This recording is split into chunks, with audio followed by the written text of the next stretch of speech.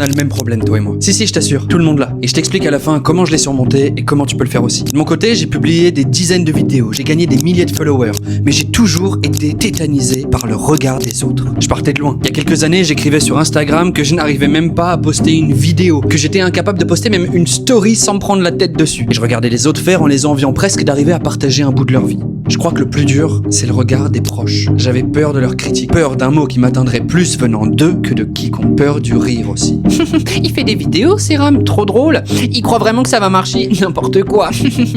Peur d'être mis dans une putain de case. Ah oui, il fait de l'éloquence lui. Ah oui, il fait du théâtre. Ah oui, c'est un juriste. Alors que je suis tellement plus. On est tous tellement plus. Et moi de mon côté, je savais que je voulais vraiment publier des choses, partager mes passions, mes envies, mes avis. Alors j'ai dû accepter que mes vidéos ne seraient pas parfaites et accepter d'être mis dans une case, même si j'ai horreur de ça. J'ai mis des années avant de créer ce compte. J'ai eu les réflexes de tout imposteur qui est de vouloir attendre la vidéo parfaite pour commencer. Mais je l'ai fait. J'ai agi. Avec de l'aide, merci Camille, mais je l'ai fait. Et là, miracle. Les premiers likes, les premiers followers, les premiers commentaires, les premiers retours, tout ce qui a fait que j'ai pu apprendre et continuer. Je me suis isolé du bruit des proches, de la peur du regard des autres que j'avais, en passant à l'action. Et là sont arrivés les retours des proches. Mais je m'en foutais. Certains m'encourageaient, je prenais et ça m'aidait. D'autres restaient sceptiques et c'était leur problème, pas le mien. Parce qu'au fond, moi je savais que j'avançais. Là, cette vidéo que je suis en train de faire, c'est un monde par rapport à là où j'étais il y a quelques années. Et en prise de parole, c'est la même chose. D'où le fait que je vous parle de mon rapport à la vidéo. Être devant du monde, oser prendre la parole, accepter d'être imparfait, se libérer de ce que les autres penseront pendant qu'on parlera. D'ailleurs, accepter qu'on n'empêchera pas les gens de penser